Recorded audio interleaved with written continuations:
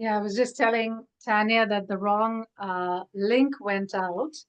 And just about 15 minutes before the call, for the new people, all of you know the link already, but for the new people who registered, I'm not sure if they got the new link. So we'll just have to send them the recording. So that's how we'll do it, which is too bad. So, and then we had this phishing, this spamming which happened. So it seems like a good day to talk about how to re-regulate our nervous system. That's what I had planned to speak about, and also do practices where after we re-regulate the nervous system from dysregulation, then that's the foundational space, or that's the, I would say, beautiful uh, sprouting ground for the embodied practices and for embodied expansion. So that's what we're going to do. So the first step we're going to work on is the mudra, the Jyoti mudra. Many of you already know it. The second thing we're going to work on is the Mahat Yoga Pranayama, the great yogic breath. So Maha means great. Yoga, as you know, means union or wholesome communion with the divine. I think Sadie's in the waiting room, so I can let her in. She's somebody we know. So that's good. Yeah, so I was speaking to what Mahat Yoga Pranayama means. So you missed all the fun, Sadie. It's not on the recording though, but boss will keep you posted. The others can keep you posted. Yeah, so I was speaking to the Mahat Yoga Pranayama, or the great yogic breath. And Maha is great. Yoga, as you know, comes from the root word yuj, meaning to yoke, to bind, to bring together. And we're bringing together this Jivatma with the Paramatma. Jiva is the individual consciousness with the Paramatma, the great consciousness. And how we do it is by step embracing all parts of ourselves, the sad part, the competitive part, the dysregulated part, the hypo part, the hyper-regulated part. All of it comes back into balance, into union. And then we also have the capacity to expand our consciousness, but through and with the body, not negating or suppressing the urges or the needs of the body. So that's what yoga essentially means. And so we have the Mahat, the great yoga union, wholesome communion, and then pranayama. Prana, life force, ayama, expansion. So in the Mahat Yoga Pranayama, we are consciously expanding our life force through and by bringing awareness to all aspects of our lungs. So we have, I said we're starting off with the mudra, then we have the Mahat Yoga Pranayama, then we also will do the Sukha Bastrika, breathing in through the nose, out through the mouth. So Bastrika is the bellows that stokes the fire. Sukham is comfortable, so comfortable bellows. And then we will have a Sankalpa if you choose to. A Sankalpa is an intention aligned with the highest. Now, even if we did not have a mental or an intentional Sankalpa, all the practices in themselves are a sankalpa. For example, when we do the Jyoti Kriya, the sankalpa is that the Jyoti or inner illumination is what is filling me. Kriya is an action for purification. So I'm purified of everything else, the traumas, the dysregulation, the patterns and habits that keep me away from my inner light and therefore the supreme light. So the sankalpa is already, or the intention is already inherent in the practice. But sometimes we need to verbalize it, or we need to verbalize, I would say, think of, physically think of a particular intention, saying, oh, I want this, I want to regulate my sleep. That could be a sankalpa. It could be a simple thing. I regulate my sleep through this practice. And we can start step by step. If some of you feel, oh, that's too big of a sankalpa right now, I just want simple step by step regulatory sankalpas or intention. We'll do that as well. So we'll start off with the practice. Welcome, everyone. And now let's place the palms in the Jyoti Mudra, where the tips of the fingers are touching and the forearms are rested on the thighs. And just be present to how your body is feeling. Now take a moment there to be aware of your body and your breathing.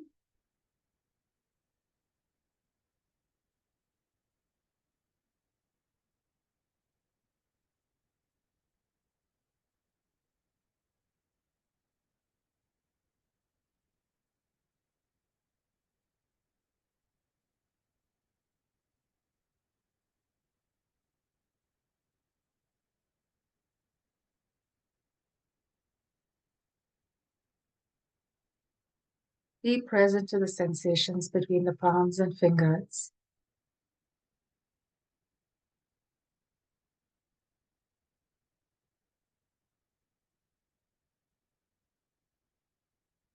Jyoti is inner illumination, and mudra is an energetic or mystic seal.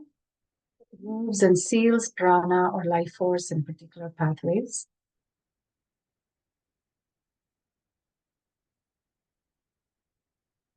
Now bring your awareness to your body, starting off with your feet and toes. How are the soles of your feet resting on the floor? And feel this connection to Mother Earth.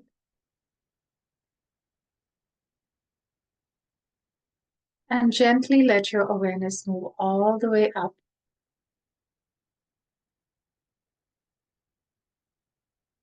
scanning your entire legs. That is your ankles, calves, your knees, thighs.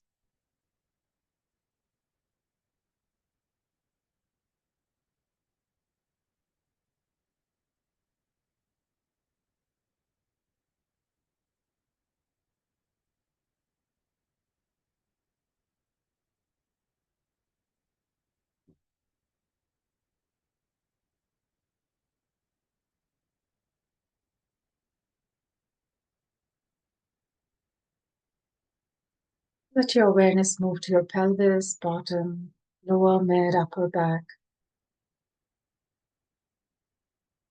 abdomen and chest, shoulders and shoulder blades.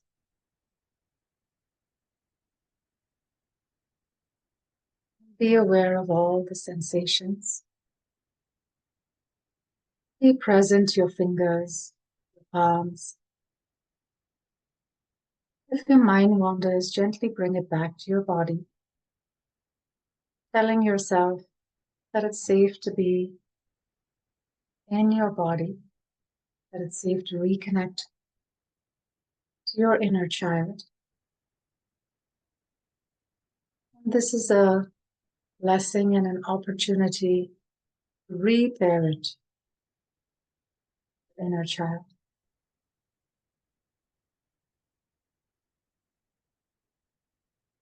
Feel the sensations. Be aware of your wrists, your lower arms, elbows, and upper arms. Just be with this area of your body.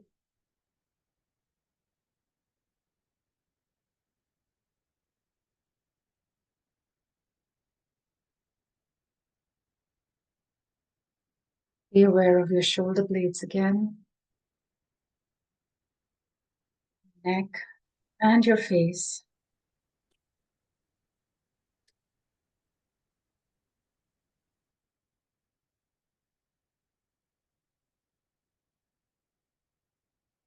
Your head or neck is too far in front, gently bring it back so that it's in line with your shoulders. Shoulders relaxed, chest nice and open. Or if your torso is too in front of your root, gently bring it back to center. Just be aware of your breathing. Simply watch the breath.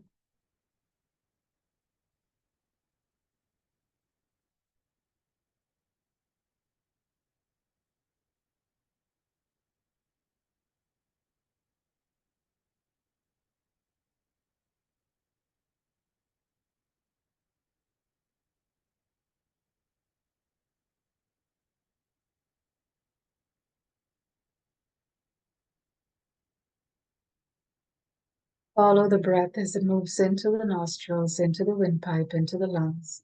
Follow the breath out.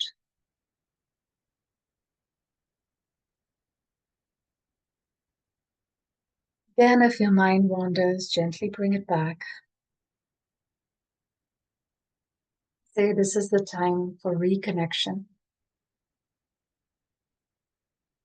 embracing all parts of ourselves. As we bring the mind back and we notice some overwhelm, feel free to whoosh out or sigh out. Oh,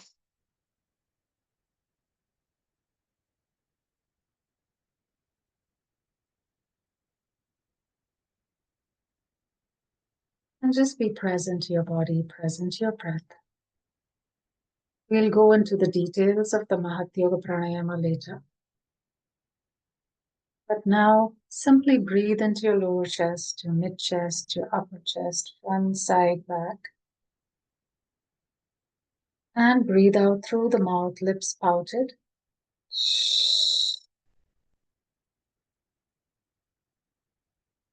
Breathe in.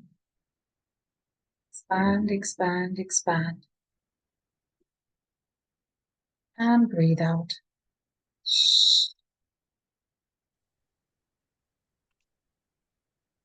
Then expand, expand, expand. And wash out.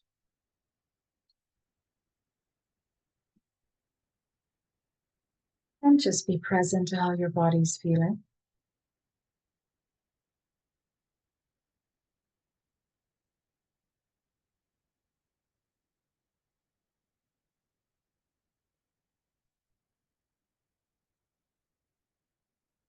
And how does your nervous system feel? Is it hyper regulated or hypo? Hyper is when you feel agitated, restless, mind is jumping from here to there. Hypo is when you feel dull, stagnant, brain fog. You don't want to do anything at all. There are different degrees of that. If you've shown up, so you can be too hypo, kind of giving yourself a little nudge to be here. So just observe body and mind.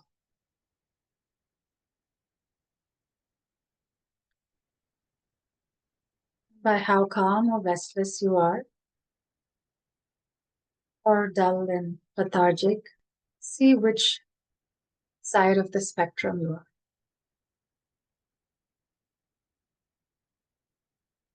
We'll take 3 more Mahat Yoga Pranayama with the Sukha Bhastrika. The Sukha Bhastrika, we breathe out through the mouth. Mahat Yoga Pranayama, breathe into the 3 segments of the lungs, all 3 sides. Let's breathe in. Lower, mid, upper chest, front, side, back, as much as we can bring awareness to all these sides.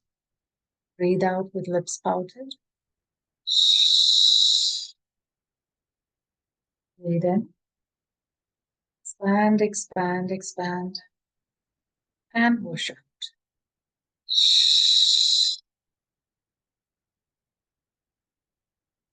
Breathe in.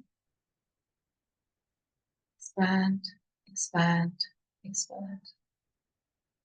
And whoosh out.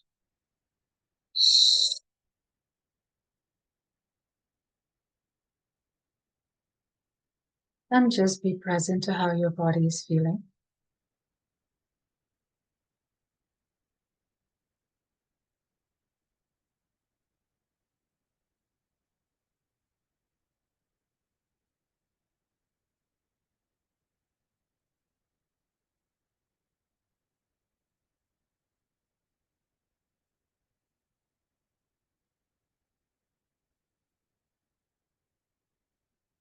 Now visualize a Shiva Stambam or a pillar of light that moves through you and surrounds you.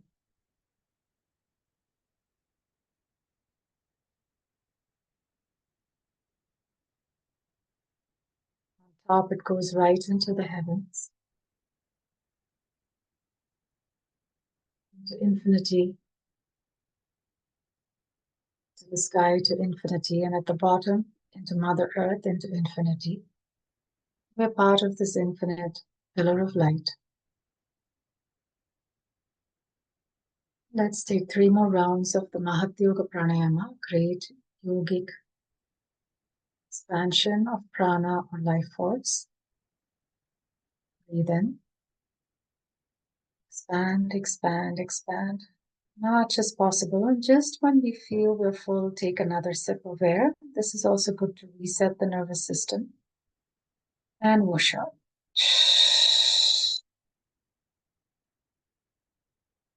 Breathe in. Expand, expand. Just when you feel you're getting full, take another sip. Through the nose. And another sip. Like you're savoring your favorite drink, and release.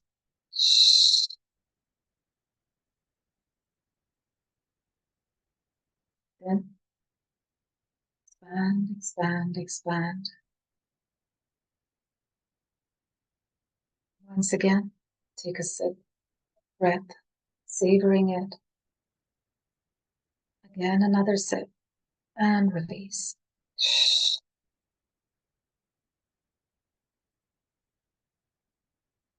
Now come back to your regular breathing and the sensations between your palms and fingers.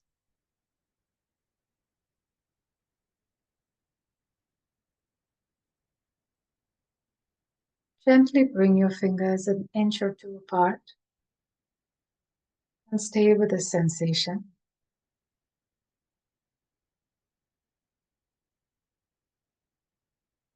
At this point, if you want to hold a sankalpa in your mind, a sankalpa is an intention aligned with the highest. Like I said in the beginning, sankalpa is already inherent in a practice.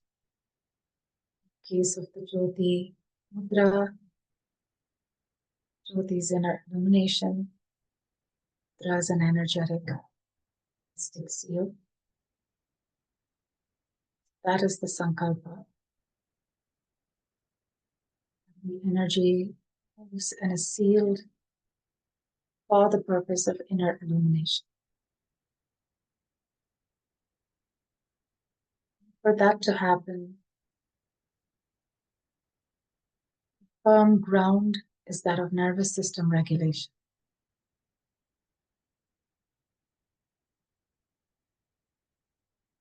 So that happens through the body, in the body.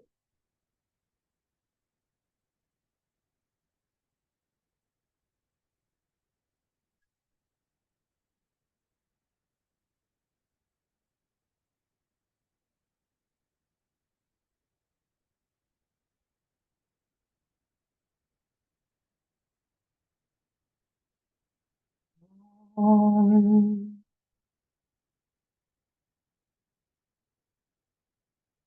Asato ma satgamaya, tamaso ma jyotirgamaya, mrityurmamritangamaya. Om Shanti Shanti Shanti.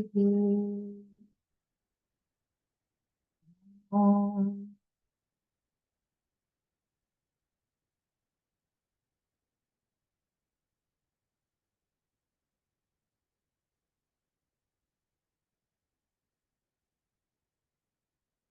Once again, bring your awareness back to your palms. Still hasn't remained there.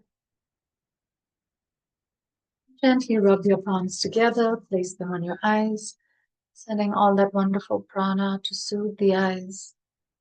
Turn the eyes inwards, cultivating inner sight, insight. Knowing that as we consciously slow down, we actually speed up our evolution.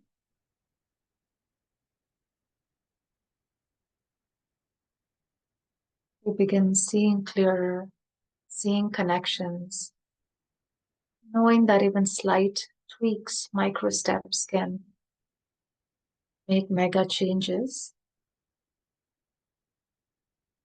Gently relax your palms. Welcome back. We have one new person.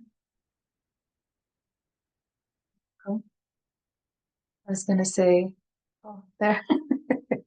Welcome, Jean. It's interesting. Everybody in this call is just from the evolutionary circle. Uh, I'm pretty sure the others might have missed the new email. I was just saying how uh, from the other group, the email that went out had the wrong link and only the last minute was changed. So thankfully you're part of the evolutionary circle, so you had the old link, which is good. And you'll get the recording, so not to worry if you missed the first part. Coming back to this aspect of the Jyoti Mudra and the Jyoti Kriya, we were saying how we can hold Sankalpa, how we can hold intentionalities. And I'll also speak to the Jyoti Kriya and ask Ross to demonstrate it so he can spotlight himself.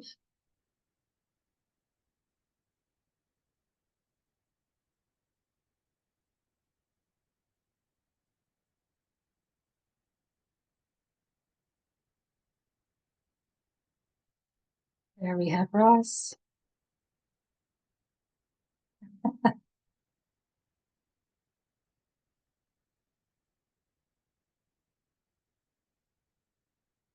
That's great. So what we're going to do now is you can check and see Ross's hand position.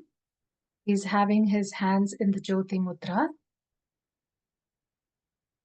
Beautiful. And he's activating all the 5 elementals, earth, water, fire, air, and space by doing this. He's tuning into the sensations between the palms and fingers. So I'll invite you to do the same.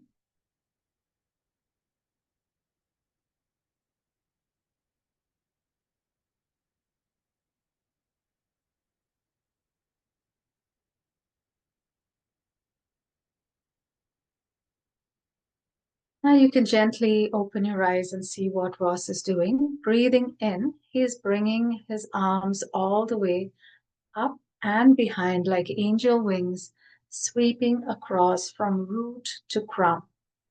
So he's going all the way beyond his crown into this area called the Anda chakras. In Tantra, we say beyond the crown, we have Anda or egg chakras that have no reference point in the body.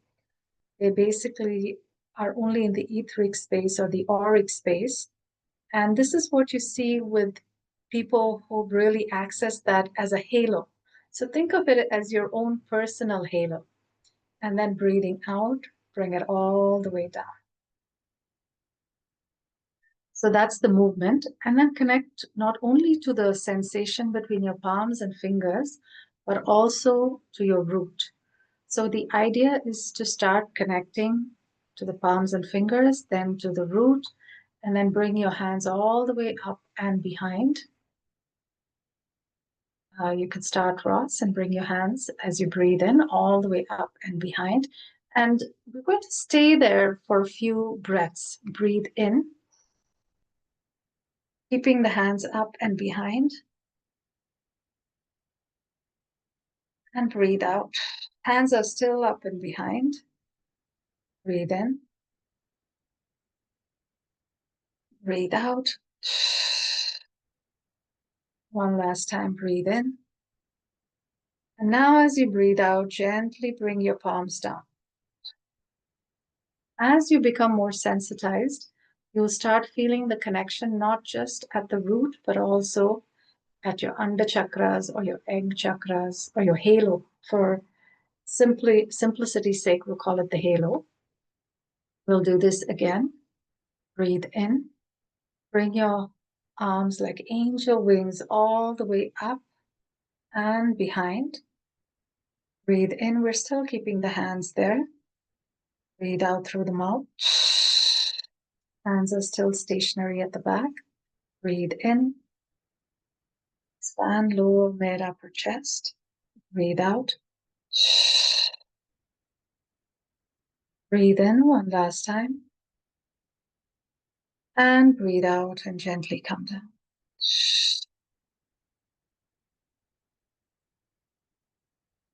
Beautiful. All the way down. And keeping the eyes closed, find restfulness at your root.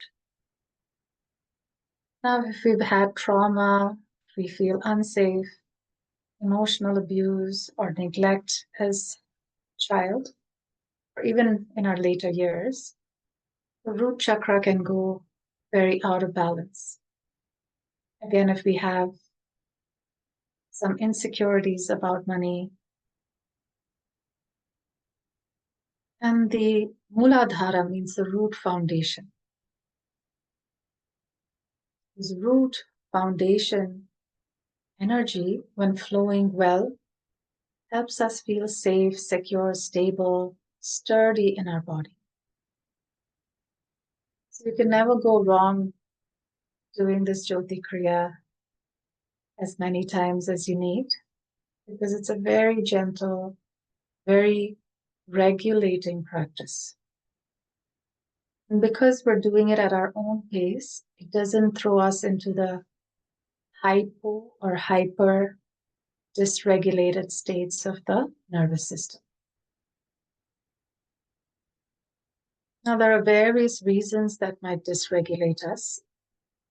Long periods of stress, again, like I said, trauma, abuse. The long periods of stress could be nutritional stress, it could be lifestyle stress. Maybe we just got into a vicious cycle of lack of connection and therefore going into social media. And sometimes that could create a lot of stress on the nervous system, addictions. And then maybe we're seeking out something, calm the nervous system, maybe alcohol to numb it, maybe weed to just make us less hyper regulated. So we can go into a lot of self-medication or escapes, regulate, but they all have their ill effects. The Jyoti Kriya is a beautiful way to bring things back to balance. So we're going to do 3 more, but we're not going to be holding the hands, just going to do it as a gentle flow. Let's breathe in, bring our arms all the way up and behind. Breathe out. Bring it all the way down. Feeling our energetic space. Breathe in, all the way up and behind. And breathe out.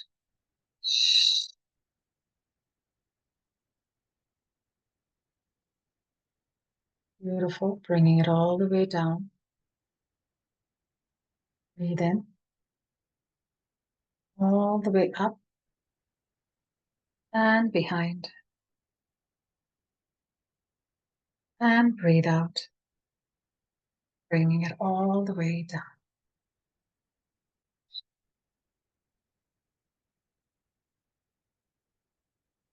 Now our palms are at the root. Once again, connect to the Jyoti Mudra. Root. How this Muladhara energy is. If you're not sensitized to energy, doesn't matter. Just be present to the space there between the palms and also your pelvic region. What are the sensations there?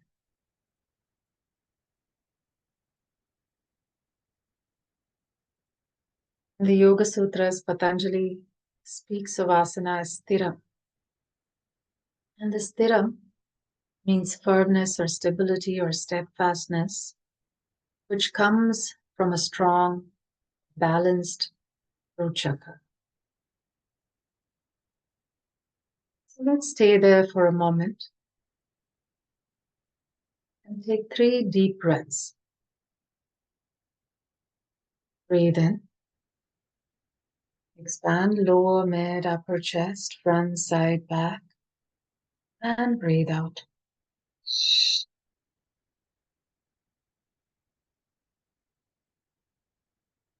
Breathe in. Expanding lower, mid, upper chest, front, side, back. And release.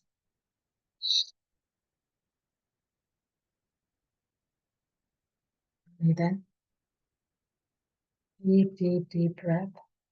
Savoring the breath, savoring the body, savoring this evening, and release.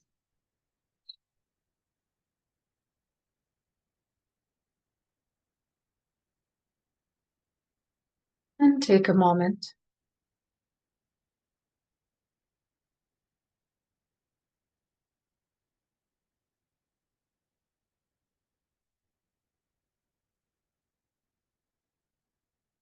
Be aware of the mudra.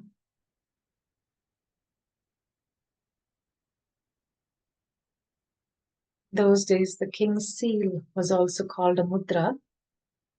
You seal an envelope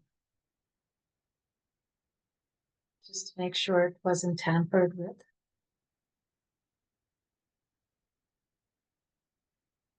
So similarly, the mudras we use, the hand mudras, gestures, the face mudras, mukha mudras, the mudras of the mind as well, are all there to ensure that our original energy is not tampered with. And even if it was tampered, this is a way to re-establish integrity, re-establish this expansiveness in our bodies. Else we may have diminished our light for various reasons. May have been taught to play small, or we won't go into all the reasons today. But a mudra is something that releases this conditioning, dysregulation, and playing small.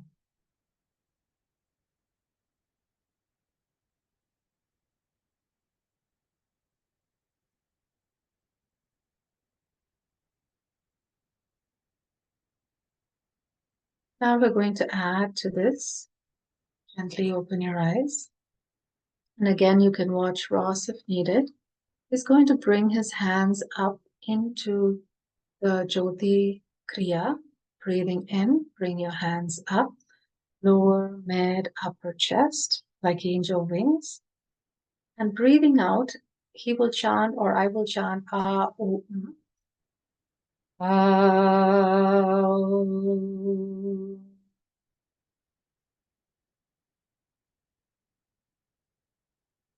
What we're doing is first movement, bringing these beautiful angel wings up, breathing into the lower, mid, upper chest, and then lower, mid, upper chest, we're releasing. Ah,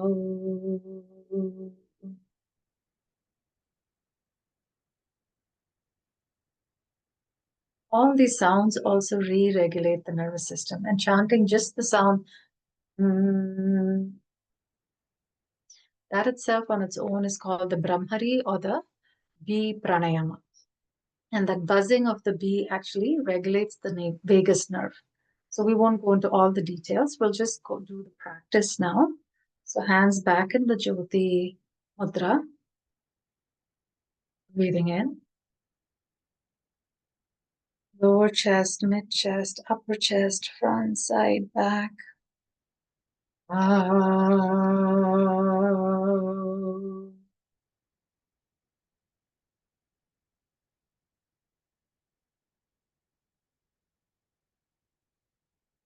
Breathe in. Like giving yourself a beautiful sound bath. Pranic cushion for life's falls.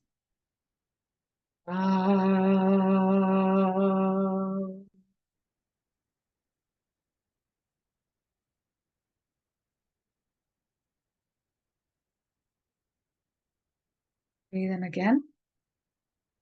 Bringing your arms all the way up and behind.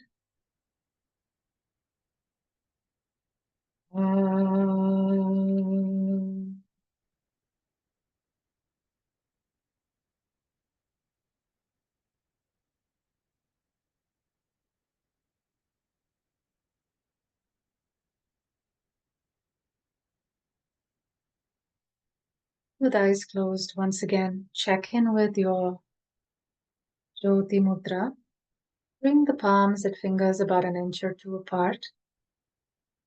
And how is the pranic field, the energy sensation? If you don't sense anything, that's great too. Worry about it.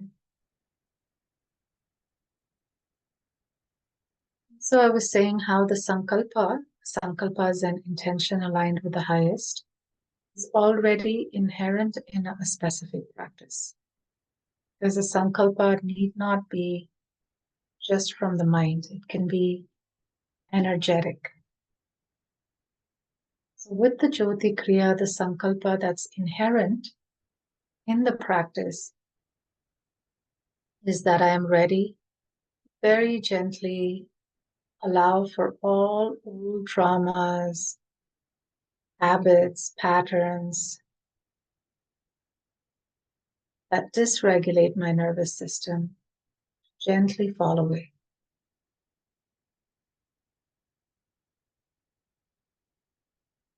And that is done through this embodied expansion, through creating a body of light. All the density simply dissolves. It's a beautiful dissolving of density that happens. By density, I mean things that keep us in tamas or heaviness predominantly, or in a loop that is unhealthy.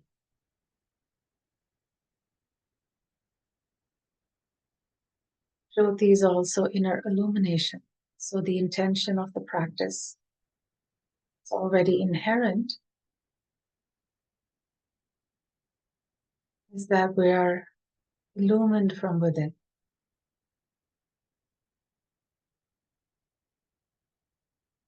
So we'll do this 3 more rounds. And even if we didn't understand any of the deeper meaning, what a sankalpa is, what a mudra is, what breaths we're using, it will still work.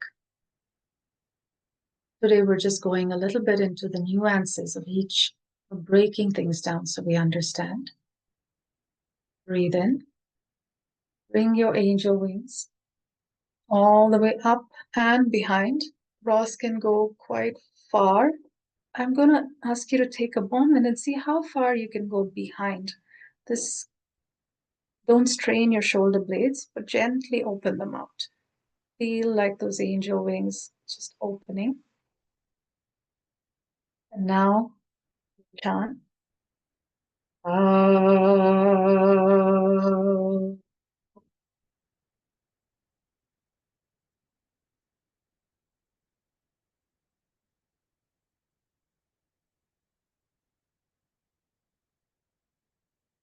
Once again, breathe in. Nice deep, deep, deep, deep breath. Go all the way up and behind. And we're going to pause the breath here a little bit. Now breathe out.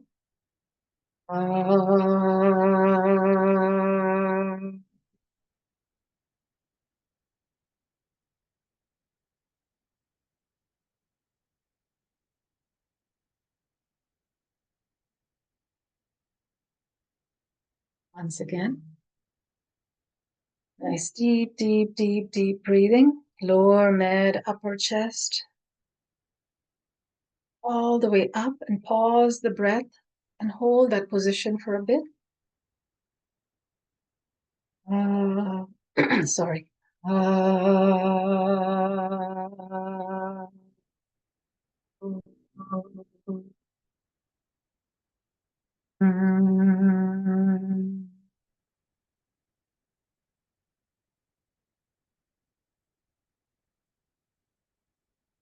And take a moment here just to be present to how your body's feeling. You can see there are many ways of this practice as you go deeper and deeper. The vibrational quality that you can experience is quite intense, but also quite gentle.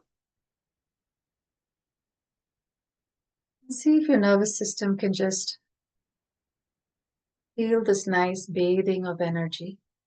It's like giving yourself a pranic bath. All the old pains and traumas and dysregulation are just washed away in this pranic bath.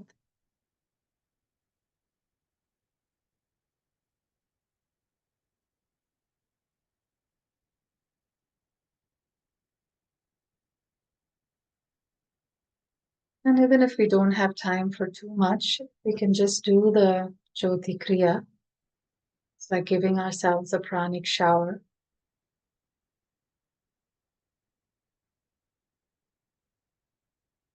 Now gently rub your palms, place them on the eyes, soothing the eyes.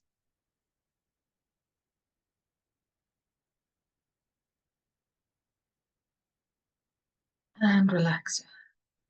Welcome back.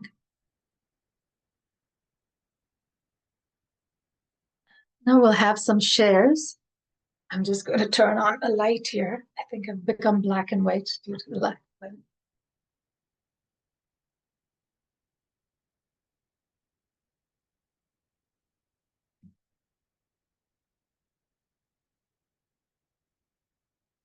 And we'll move on to the shares. I'll ask Ross to facilitate that. We typically have some shares and we go over the teacher. The aim of this session was also to go over the teacher training for those who are new and wanted, but all of you are in the teacher training this year, the four of you, and Sadie's already done it. So Ross's suggestion was that we do that towards the end in terms of what the teacher training entails.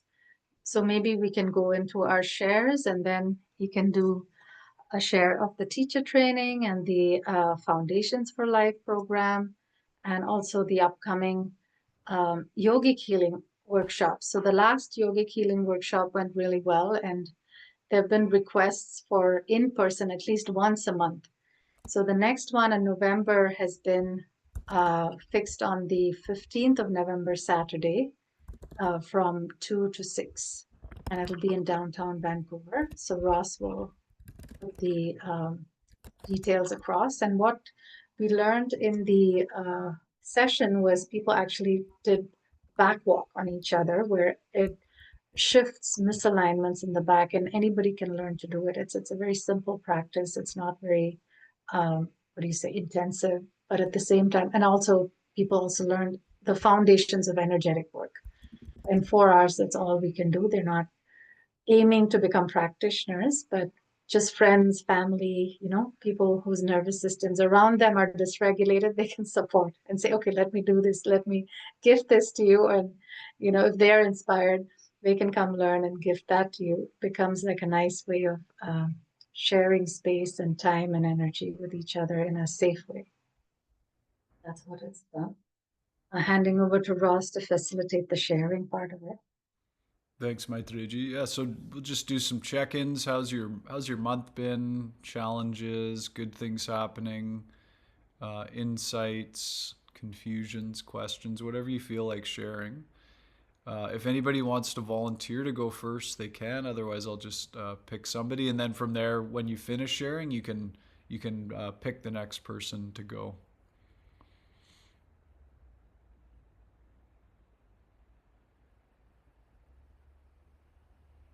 No? Okay. It looks like Tanya might be unmuting. There you go. Hi. I'm not sure how these shares work, but I'm just going to go for it. So I just recently signed up for the teacher training that's starting this weekend. And I haven't yet done the foundations of program. So I've just been going through the recordings. And so it's been really nice to see you, Sadie, in real time here today. And got to see some lessons with Patricia. I'm really enjoying that a lot. And I find that I really slip into a nice space. I'm really challenged right now with my nervous system. And it was funny today doing it live. I actually was very tired before the session and almost fell asleep. I put an alarm on for myself. But then as we started going, I could tell I was probably needing the nap because my nervous system was wanting some rest. So I was kind of agitated as we started. But that dissipated, which was nice. And I have been feeling like a lot of sensation in my body during the practice, and otherwise, I think I'm, probably a little bit hyper vigilant right now. I'm watching what's going on in my mind and body and thoughts. And so, yeah, during the practice, I think in the Jyoti Mudra, I'm always surprised at how I know this is maybe not the right share, but I'm just this is what's coming out. All all shares are good. Don't worry. Yeah. Okay, thank you. That my palms feel quite a lot deeper than they actually are in reality. Like there's like a lot more space in between my hands than there is. It's kind of just fun. So I like feeling that rather also, in addition to the physical sensation. And yeah, it's been already a good gift for me because I can find some nice ways of regulating outside of the time on the mat. So I've been doing it every day, the recording. So I've been noticing a little bit of soreness because of that, because I didn't notice. So I've been letting myself like put a blanket under my right knee when I'm sitting. And I did have one question about the breathing, if you don't mind. Yes. So for the big like yogic breath, I'm not sure what its proper name is, but I understand that, I can have a good sensation of my three-dimensional lower, mid, and upper. And on the exhalation, I think previously I might have been thinking of it oppositely on my exhale. Like when you prompted us, when our arms are coming down, I think before doing any of the Archaea practices, I would visualize maybe my upper closing first and then lower and mid and then lower. But I think your prompt was more about doing it in the same order. So like opening, expanding at the bottom, middle, top, and then and then compressing again at the bottom, middle, and top. Is that correct? Yes, that is correct. Okay. Yeah, no, but thanks for clarifying because usually I get this question like, how come? Okay. Think of it as a balloon that's expanded and we're getting the air out from the bottom up. So you're squeezing the I bottom see. of the balloon and then it's Yeah. easier to remember. And sometimes if I think there's the Krishnamacharya tradition, which might teach the opposite, or one tradition, I don't remember which. Swamiji always taught it bottom up and also releasing bottom up. So because he said just think of it as a balloon, but there's one tradition where they teach the opposite, so there could be confusion there. So I would say try the opposite and just try this and see which is more energy efficient. For me, always the bottom to top has worked well. And because that was also taught in my tradition, my lineage, I just prefer to teach that as well. But I've experimented with the other and it, yeah, didn't quite, feel fine. But like I said, you're willing. It's good that if you're willing to experiment and see. But this is how it's taught in the lineage. Yeah, you're welcome to experiment always.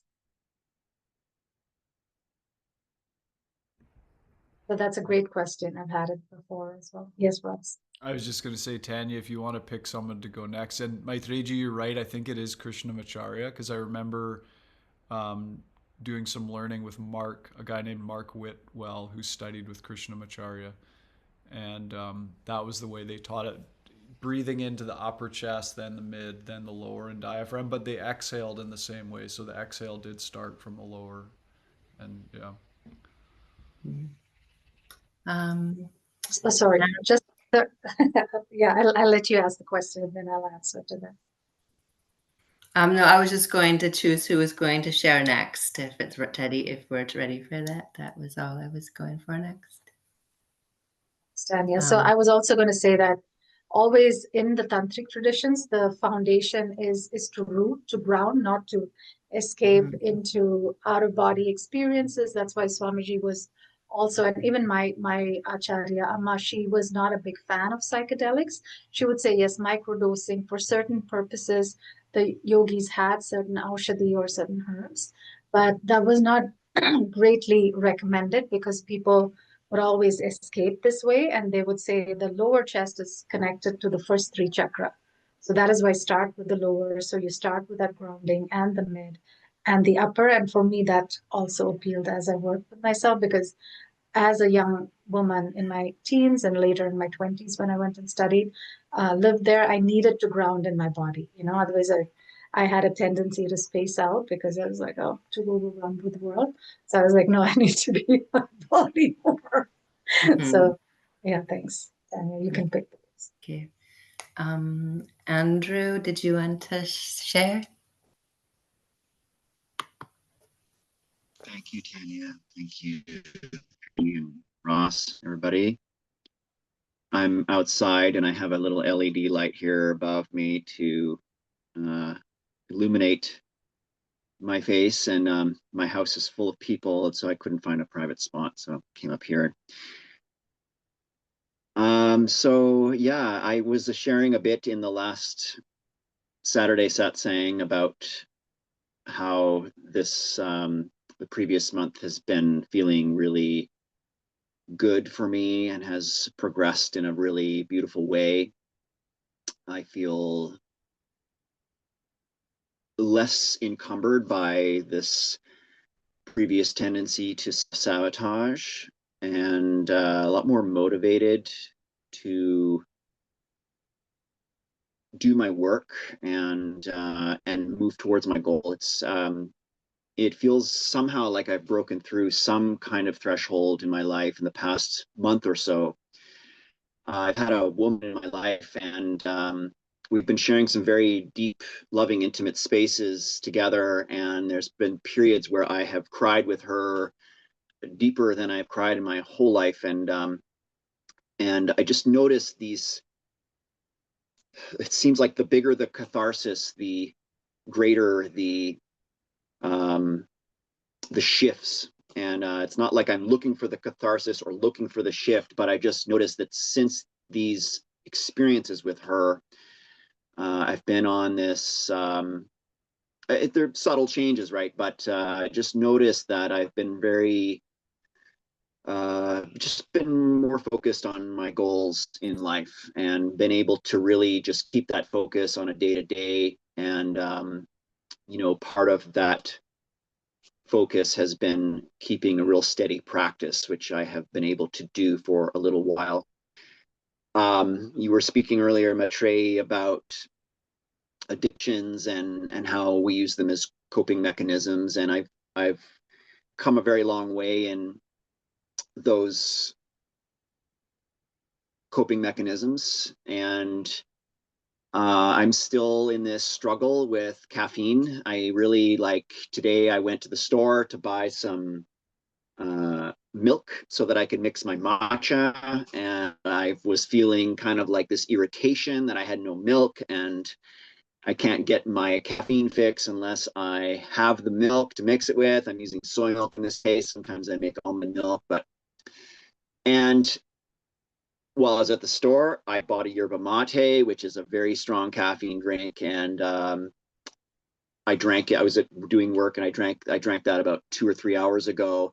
And during this meditation, I feel how it affects my nervous system. I feel how it causes my nervous system to be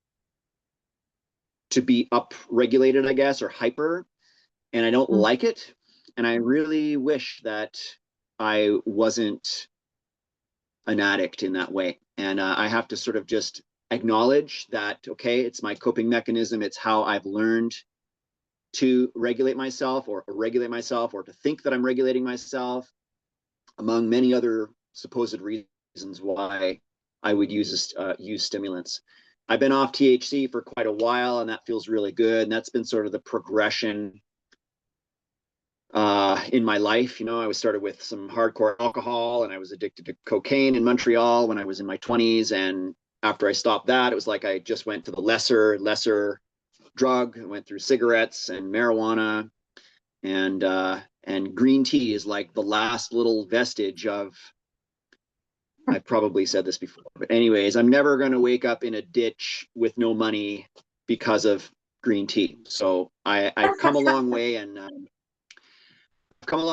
I have to just sort of acknowledge that. And I'm trying to be mindful with my matcha use. You know, there's periods where I only drink one matcha, and it's only after 10 a.m., you know, not too late in the afternoon, not too early in the day also, because I find, you know, I'm not very grounded in life, and using caffeine first thing in the morning is not serving my system at all. Yeah, I had a question actually. It's been on my mind for a little while, and kind of a whole series of questions that maybe this isn't the place to ask them all, but I've just noticed that in the Mahat Yoga Pranayama, Tanya kind of brought this up, that, you know, we're working with this area of the body here, starting in sort of the lower chest and upwards. And my experience with energy began through Taoist practice, Qigong practice about 10 years ago. And it linked my yoga and Hindu fascination and dedication and devotion. Eventually came around. You know, the Taoists believe in the flow of life, and they're kind of like, they're all about nature. And if you're worshiping the flow of life, it's more like you're worshiping the flow of life within you, or the flow of energy within you. And I equate that with goddess worship, worshiping the goddess. And this has been my, it's been a thread in my life since I was a young child. And my experience with energy began in the base of my torso, in my pelvic floor. And I find too that I have cultivated a lot of Dantian space, which is also known as Hara, right? And this is where I feel the groundedness. And this is where I've practiced the breath the most, which is driving the breath deep into the Hara and deep into the pelvic floor, and really expanding the pelvis with the breath, and not really focusing much up here at all. And I've noticed as I struggle with groundedness, that I'm quite developed in this area of my body. I feel like my heart is relatively open compared to my ground, my earth, my water, and my fire too. Those are all kind of, I feel the tension there. And whereas I'm quite in touch with my emotions and can cry, and I have a lot of compassion, and I'm open in these other ways of high, but I'm not grounded, you know? And so the Mahat Yoga Pranayama seems a little counterintuitive to me. It's beautiful. It feels really good. I do experience this sort of blockage, pain when I practice in the back of my heart, which for me is kind of like a block. It's somehow in the back of my heart. I don't know what that is. And when I work with the Jyoti Kriya enough, combining the breath, that's where I feel the most, like I notice the congestion the most.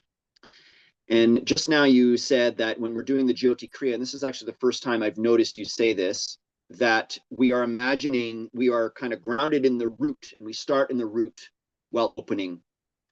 And I've always thought like it feels so expansive in the heart and in the upper centers.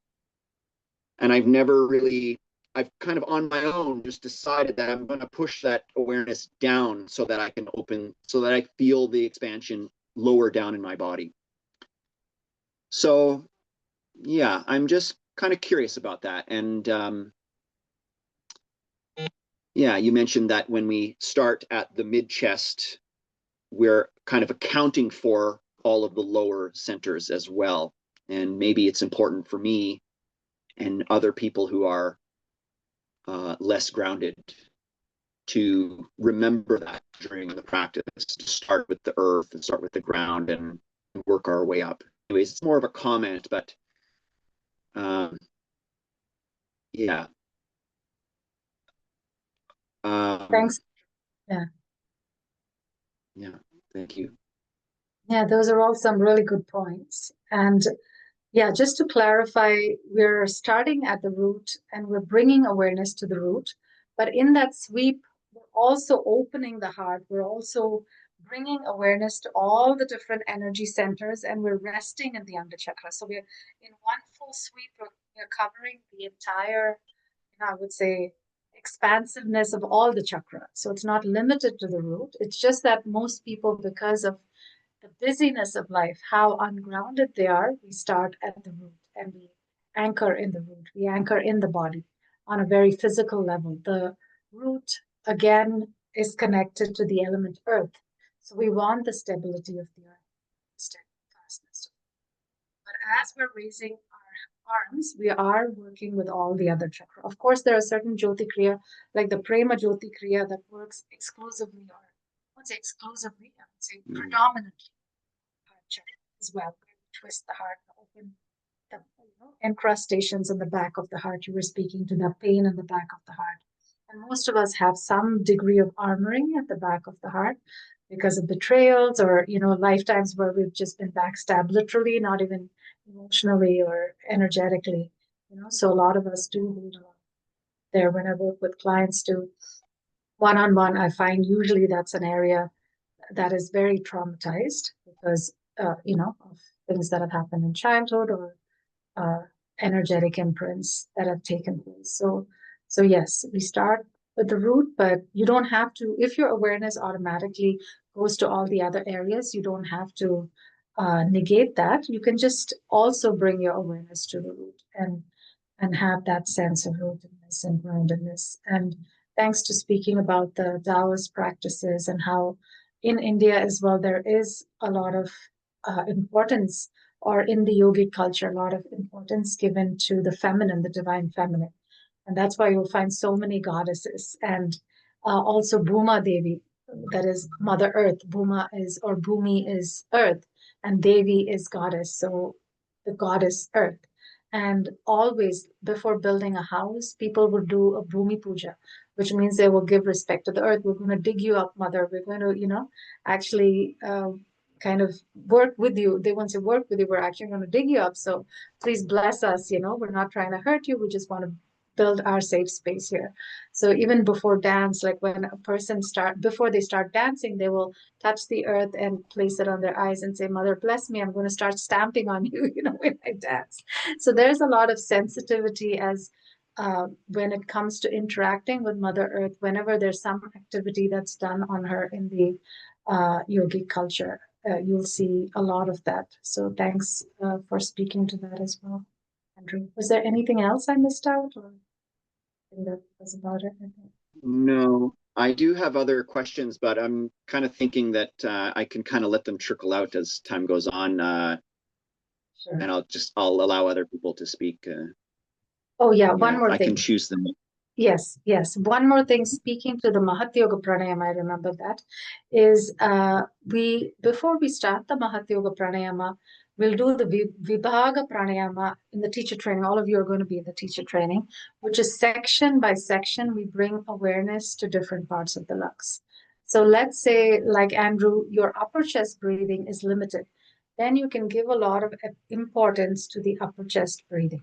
So you learn to bring awareness to each of them independently, see which is your weakest or which is you can even measure yourself. So typically we'll ask you to bring a measuring tape, not for November 2nd, but the next thing maybe. So, but I'll tell you already, bring a measuring tape, and then you can do it before the breath and after the breath.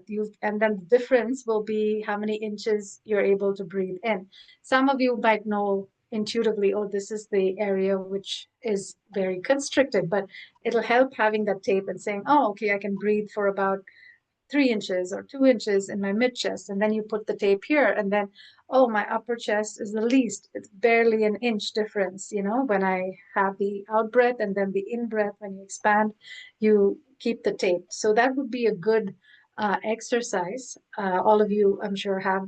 If you don't, just get a tape from the dollar store, and it'll be interesting to see which is the part of the rib cage or part of your lungs that expand the least and which expand the most, and try to kind of create a cohesive barrel-like expansion with time.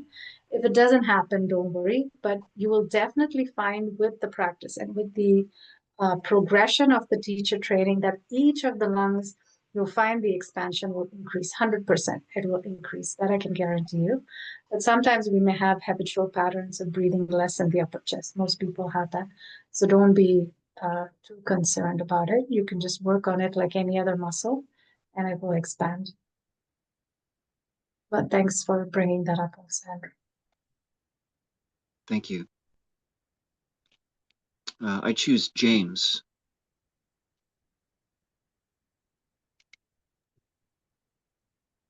All right. This week was, or I guess, yeah, the month and the week, pretty fantastic. The car's back in the shop, so it's been all about biking and transit again with the kids. It's created a lot of complications and joyful stress, but practice-wise, like it's created so many new challenging opportunities to like try the practice despite things like not going the way they should be. Like normally I would put my practice on hold. I'd be like, all right, this is messed up. Anybody would agree that I should put my practice on hold. But the my morning practice has been really great and really consistent for probably the whole month, like a good half an hour to hour in the mornings, which is probably my best streak in a long time. And most nights I get my 15 minutes in, and there's been a couple days that I added an extra hour when I could, when the family was gone, and that was very noticeable for like a couple days after that. You know, when I didn't have it, it was sort of like I was like, oh, I don't quite have as much gas in the tank, you know, despite the fact that I'm still doing the morning practice. It was the first time I could kind of notice that thing. Yeah, this week, a lot of things that over maybe the last year that I talked to Ross about and had set intentions about, like a lot of stuff clicked in the last like 48 hours, like a lot of questions I had, like some really good stability things lined up in the last couple of days. So I'm really happy about that. Feel very blessed and very grateful. And, you know, I sort of had a goal that whatever I could do to get set up for the teacher training before the teacher training started, like that was maybe the goal of the month, was to try and like clean up a bit of practice and a few other things. And so, but like that being said, this morning I'm like, all right, it's 5:30 in the morning. I'm starting my practice. This is going to be so good. Like it's all going to work out. And then my youngest daughter woke up and I'm like, this is not going to go well. Maybe she'll just watch a bit of TV. Like I could justify this for my practice. This will be good. I'll just like let her watch TV. And then, you know, I had to abandon my practice because she had found some, some TV show that wasn't a great thing. And I was, but, yeah. So those are kind of the challenges that I'm running into, which are big things, or like, I think my family's getting used to me just like sitting off in a corner, kind of either gazing off or eyes shut. And, I think that there's going to be many times in the next 2 years that these video calls are going to be interrupted while I'm like zoned out and hamsters are going to be dangled in front of the camera, as I think happened in this session. I'm going to go and watch the video, but there could be a hamster in this video.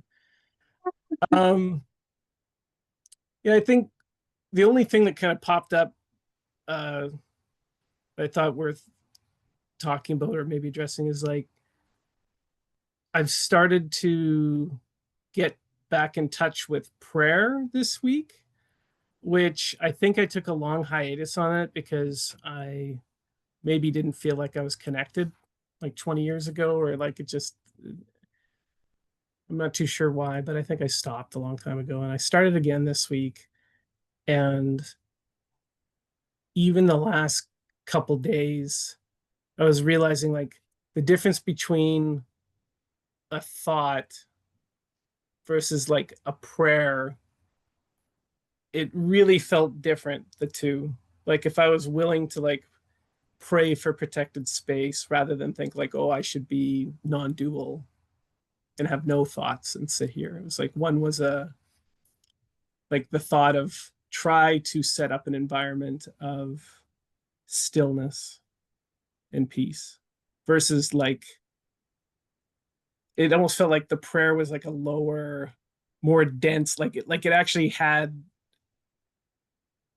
density, like it could actually enforce like move a bit. So I'm not too sure what that is. I don't feel like I have a lot of intuitive sense yet, but this is sort of the first time where I'm noticing sort of like 4 times the strength of, instead of thinking like I shouldn't be having thoughts right now, I shouldn't be having thoughts, and then like stop, and like focus, or om or whatever, to like pray for the,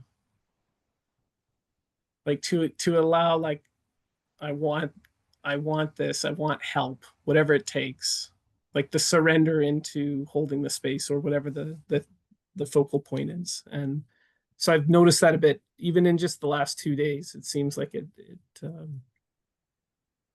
has a significant power presence. So that's what I felt led to say. I definitely have thousands of questions, but we have 2 years, so we'll pace it out. Thanks, James. That's Yeah. very sweet. How old is your daughter? The one that'll be on camera the most is 7, and then I have an older 10-year-old daughter as well.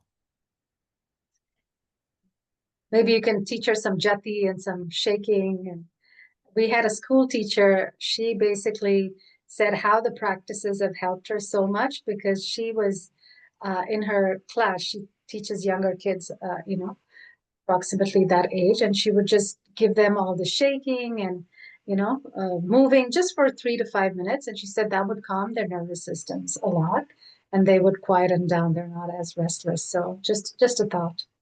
And we've taught a lot of children in India. I mean, here too, when I first came here, we did a series for the Emily Carr School in Vancouver. But in India, we've taught innumerable kids. And for them, more than any meditative practices, I wouldn't recommend that for young kids. I would say having jati, having breath practice, having cathartic sound, all of that is really good just to, make them feel less caged, especially in schools. That's how they feel, like having to sit for like 6 hours or 5 hours. Excellent. Will do. Yeah. And if we're picking a next person, I think Sadie, and I'm curious what is in the background there, if that's a picture or it's a something. It looks intriguing. Thanks. It's my son did that last year, the London Calling album cover. Yeah, in his art class.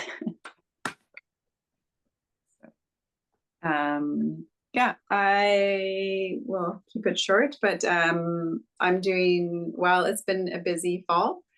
It all in a good way. Just doing some interesting courses and new learnings. So I've been finding that really fulfilling and working on finding balance between it all. And just my work is also really busy right now, and I notice like I get up like 5:30 in the morning, in my mind like right away like going. And so and in general I have a busy mind, which I already know for years, but so yeah, it's just interesting to watch it and notice what I can do to get out of that busy mind place. And even as I'm doing my practice, like constantly just coming back, okay, I don't need to think about that now. I can, worry about that when I get to work or this, yeah. So it's a beautiful to witness and just be with it and notice when I'm getting taken in another way. And I do love the sense, or that, how you were sharing, Maitreyi, about just the intention is in the practice. And so, yeah, sometimes I trust in that too. And I don't want to like default to like, oh, it doesn't matter that my mind is busy, because it's, I know there's still things happening, but in the midst of the busyness, and when I'm still coming back, but I know my mind is busy, I'm like, oh, I'm still getting benefits, and yeah, helping to release, and it just helps me to stay grounded. So yeah, and then I just had a really beautiful experience, just really feeling I'm connecting with the smitha and the smile more and more. And I wrote a little article about it for my newsletter that I send out, and then just being more present with it. And I the other day really felt that sense of, oh yeah, like bringing the smile to my face as I was practicing, and different points in the day. And the feeling of like, when it's cloudy and then the sun starts to peek out through the clouds and everything starts to brighten and get warm, and I could just feel that in my being, like this gentle warmth and expansion, and yeah, it's like the sun peeking through the clouds. And not that I was in like a hard or heavy space, but just that, like slowly expanding out. So that's been really amazing to feel and experience and notice that. So I just feeling more and more in a more visceral way supported by my practice, if that makes sense.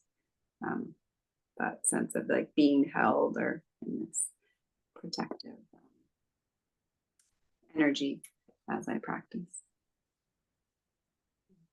Thank you. Thank you so much, Sadie. Yeah, today I didn't mention the smitha, or the smile, that typically we talk about in the class, where in the practice we have a gentle smile, which also is a face mudra, mudra of the face, that again sends happy hormones to our system, but also that feeling of light and joy, lightness in the body that comes into our being as we have a gentle smile.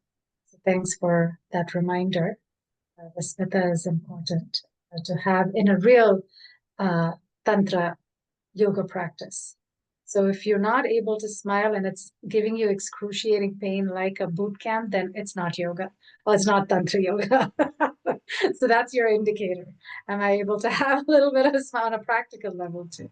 That's an indicator. And thanks, Sadie, for also speaking to the fact that even though the mind is busy, just even sometimes in the beginning, you're just feel like you're going through the movements or the motions, and then somehow all parts of you can come together. Otherwise, it's just one part of you that's kind of engaged in the practice, and before you know it, they can all integrate in their own time. So thanks for speaking to that as well. Have that share. And Jean, I haven't met you yet, so I'm looking forward to meeting you. There, I unmuted myself. Hello. Hi, Sadie. Hi, everybody. Lots of new people there we haven't met, but I'm beginning this journey of the next 2 years as well. So we'll probably know each other well soon. Interesting to hear everyone's different kind of perspectives and what's happening for everyone at the moment.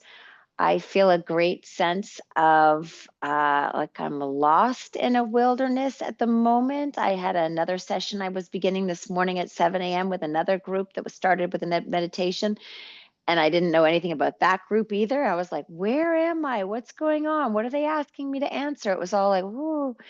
And then again here, I'm like, oh, I don't know what we're supposed to be answering. Now, that said, I've had a practice of my own for many, many years, many years. And that seems like it's a journey that's taking me in a direction. So although I feel very lost and trying to find my place right now, that it's exactly the right place I'm supposed to be. So as I slowly move along here today, coming in, this is a new type of practice for me, I think. I can't even catch on to the words really at the moment, what everything's called. And in general in life, I'm losing a lot of words at the moment for some reason. That's I don't know, disappearing at the moment. I think maybe my head is really full with a lot of stuff in my life. And so it's letting go of certain things. So this new meditative practice we were working on today suddenly gave me like a huge throbbing shoulder pain in the back of my neck. I was like, what's all this about? And then you were talking about somebody may have been stabbed in the back or something, and they may have pains in different areas and things like that. I was like, yeah, I'm feeling something there. But it's kind of eased up right now, which is nice. So yeah, I just feel I do feel very grounded. It's nice to hear everybody's different sort of takes, what they're kind of feeling and what you're going through in your own lives and why you may be on this journey practice where you're at right now.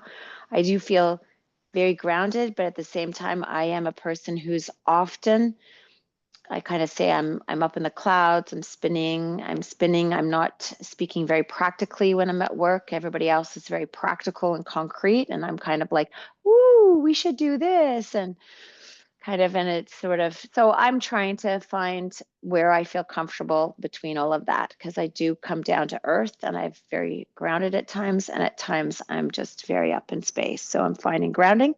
And I did just do yesterday at lunch my chill club at class with school. I work in a school, so I was working with a group of students at lunchtime. We had so much fun doing some breathing and meditation, or breathing and a little bit of yoga exercises, and building a group up with a few folks who Ross knows who come to my school and help out with that as well. So yeah, having fun with all of this and looking forward to lots more with all of you.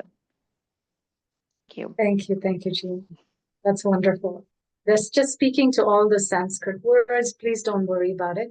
Over 2 years, that's why, my teacher used to say repetition, repetition, repetition. And then once you hear you, and all these words, you'll hear it 100 times. So at least, so don't worry.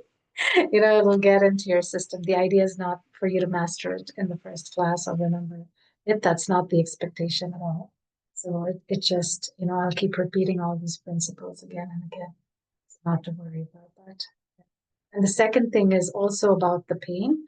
If it's too painful, then I would say just go halfway or don't lift. Sometimes you might have some trauma or some tightness in the shoulders. So just go easy on that. And then with time, as you breathe, so instead of doing it here, you can just keep it here and breathe. And then it will slowly open up instead of trying to force it when there's pain. So yeah, those are the two things. And typically in an evolutionary circle, we have breakout rooms and everything. But today, we also wanted it to double up as an info session for the teacher training. So Ross is going to just speak to that, because this recording is going to a group that also wanted to know about the upcoming teacher training and the Foundations for Life program. So I'll hand over to Ross to do a little blurb on that.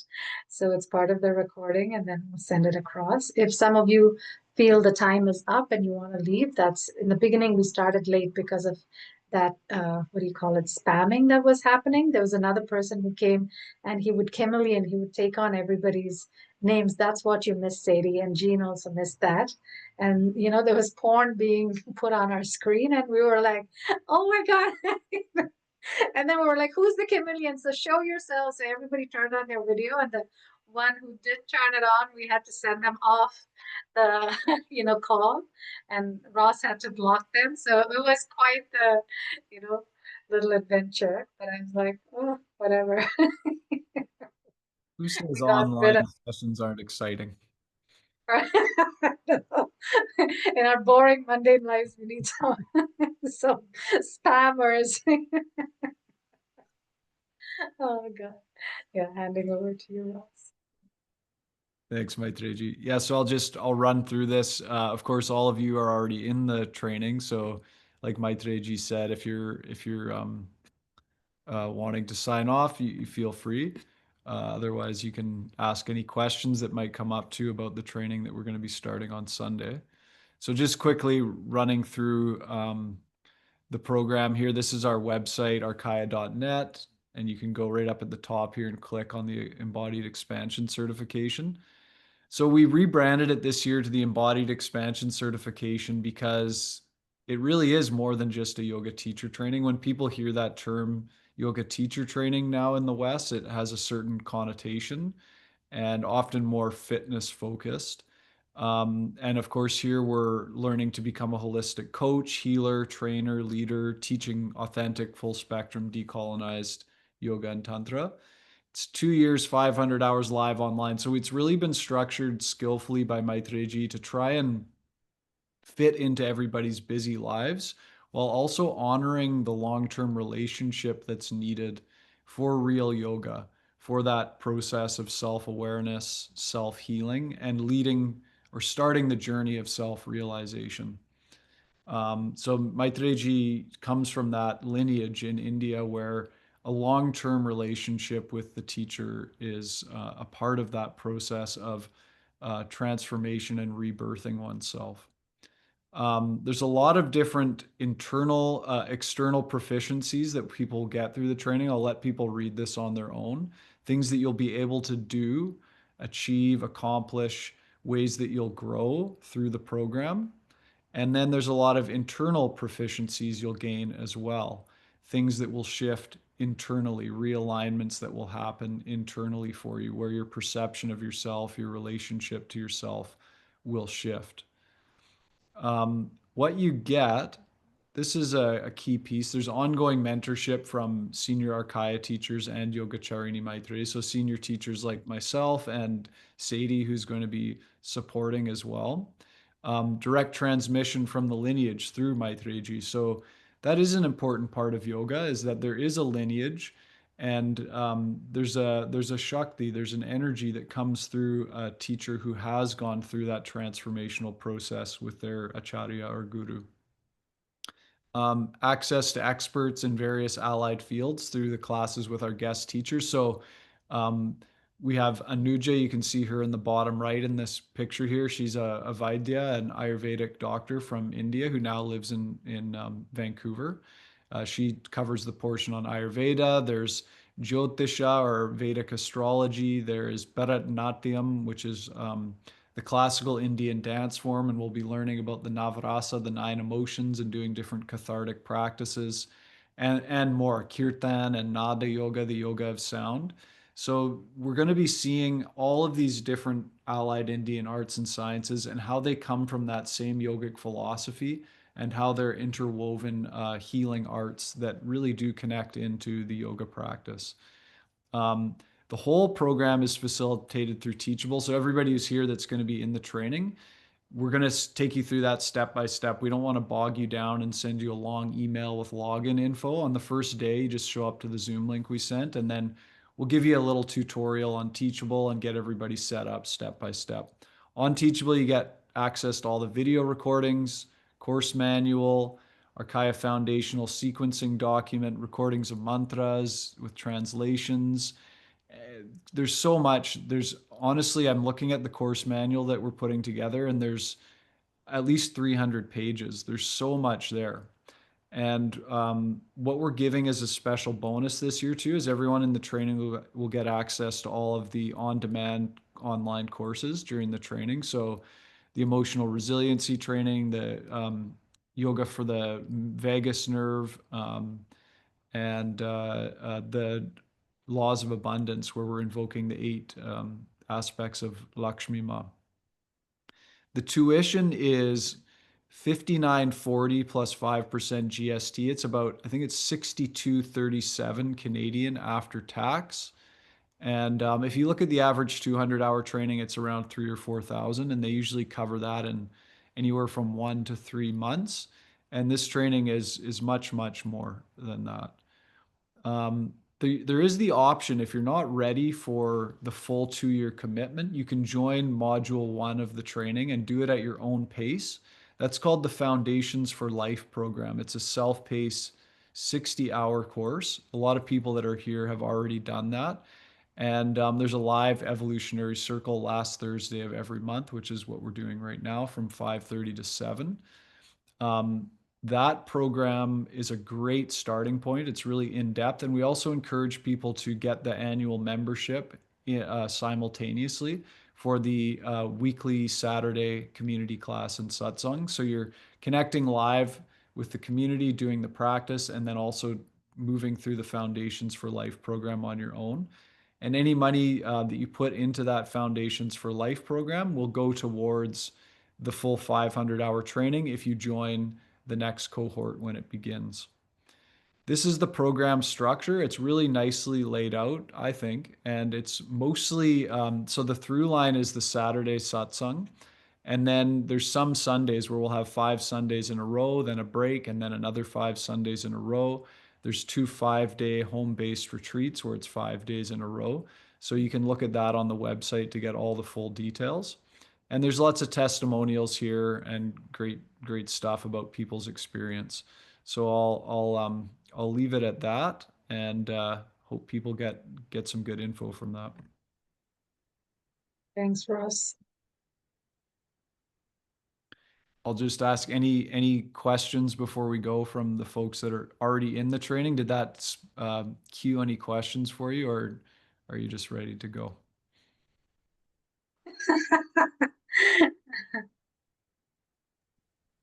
I think I did have a question about like the distribution of learning, sharing, and mat work. Is that sort of, will we know that in advance of, or is it just like be ready for anything all the time?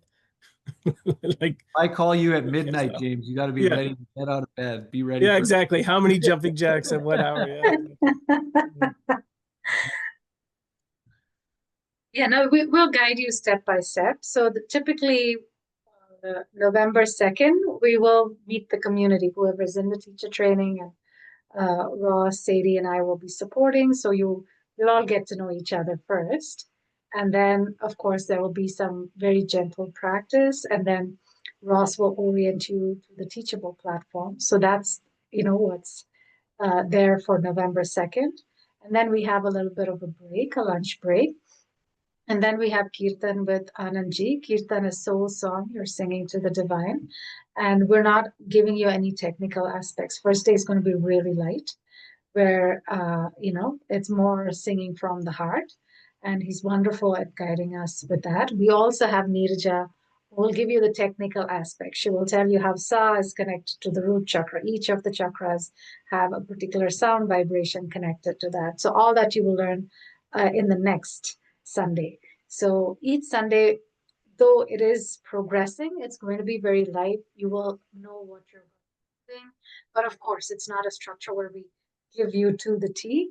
There will be an overall overview of what is going to happen. And then it's going to be fairly relaxed, James. So not to worry. If you do have an assignment or a contemplation practice, then we'll tell you have 2 weeks for contemplation and noting down, and then you note down and come and share. So we're not going to. This was just an impromptu share how your month was. It was more about, how your month has been. And in the evolutionary circle, we usually do meditative practice. That is the Thursday evenings, we do meditative practice. Then we have check-ins about how the month has been, because it's a once a month session. And even those who are not in the teacher training, but just in the Foundations for Life, the module one, also come to this one. Interestingly, all of you are in the teacher training. So, you'll all progress further.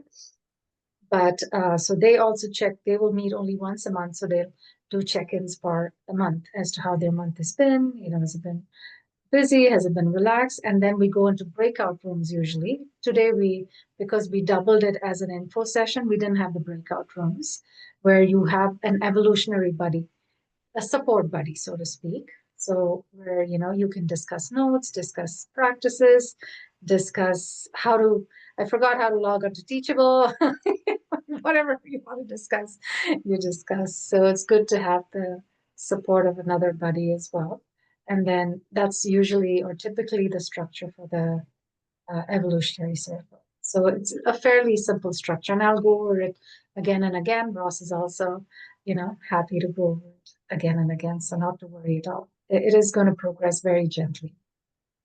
I'll just chime in a little bit here, James. That we always, every session, there will be a practice on the mat. So that's a guarantee pretty much for every session. Mhm. And then there's often sharing. There will be often an article that we'll read that Maitreyi has written, and we'll have a discussion around that, and people will share and ask questions. So that's kind of like a basic first half of the day, would be something like that in general. Yeah, Jen. Yeah, so I'll be a bit more specific. So the mat part, or the like absolute try not to be interrupted part, would that be known at least at the beginning of the session? So this upcoming week, I'm going to be driving down to Vancouver, have my parents taking care of the kids, and then like I'm sure there's going to be something that goes wrong. So I was just curious, like if I could block off the mat time, I could at least have my earbud in and like not be distracted the rest of the time. But like I'm just trying to guesstimate and prep people. So that's what the question was for. Oh, okay, that's great. So this November 2nd, first part will be introduction, so everybody gets to know each other. And then pre-lunch will always be the practice, because we can do the practice after lunch. Right. Okay, that makes sense. Thanks. So that means, James, lunch is around 12 or 12:15. So probably the practice would start around 10:45-ish to 11. That's very helpful to know. Thank you very much. We didn't know you were juggling all these things. Yeah. But even like I said, worry too much about it. If you kind of are in between things and your daughter's on the mat with you, that's fine too. For us, it is, anyways. Yeah. For us. She's also learning. Yeah. I just wanted to add quickly, and part of the beauty of it, which I found, I mean, for distractions, but just in general too, is that they're all recorded. So you can go back. And I really appreciated that aspect, and not, in other sort of classes, and whether it's yoga or other trainings, I always like taking notes because I want to remember certain things. And with this, knowing that the recordings were there, I could just really focus and be present in the class. Every once in a while, I might write down a little note to just like jot my mind, but then it was, just the beauty of being able to go back afterwards in the next week or two, or even, I still go back and watch some of those recordings. And each time there's like a new gem or a new something that resonates. So, so that's a really beautiful part of this training, I would say.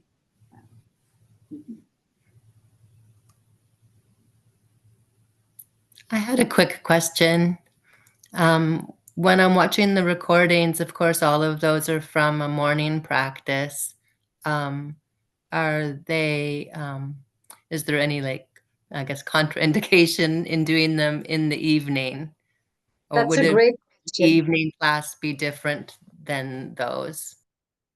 No, that's a really great question, Tanya. In some of the sessions, I've said that sometimes the bastrikas and certain, let's say, Surya Namaskar, or if you're doing, 18 rounds or a lot of rounds, should not be done in the evening. The sun salutation obviously is, puts you a little bit into the sympathetic if you're doing it fast and you're doing it in a little bit of an aggressive way.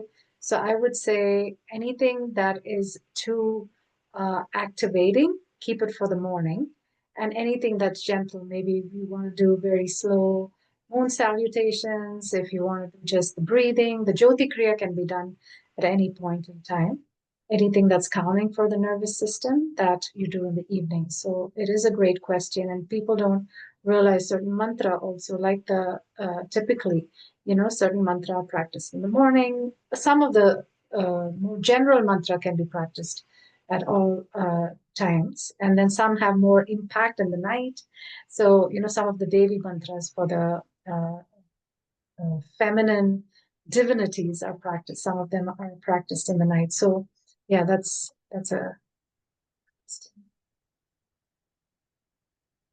an important one. Yeah, never do the bastrikas in the night. The bastrikas are the fire breaths, the bellows breath, unless you want to stay awake. If you do want to stay awake, do them fast. Keep yourself up without the coffee or the caffeine.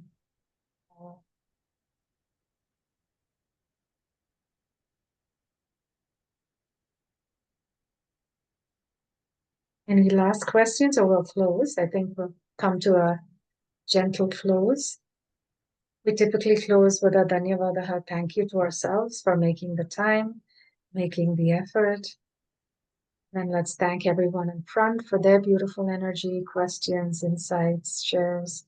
And then let's touch the earth, and we'll thank the earth, the First Nations, people of the land, and the masters who were there before to guide us. Thank you, everyone. Thanks for a wonderful evening. Really, And we can share this with you as well for the teacher training. So if you know anyone who's interested, or you can just pass on this recording. Like I said, we are doubling it up as a last minute.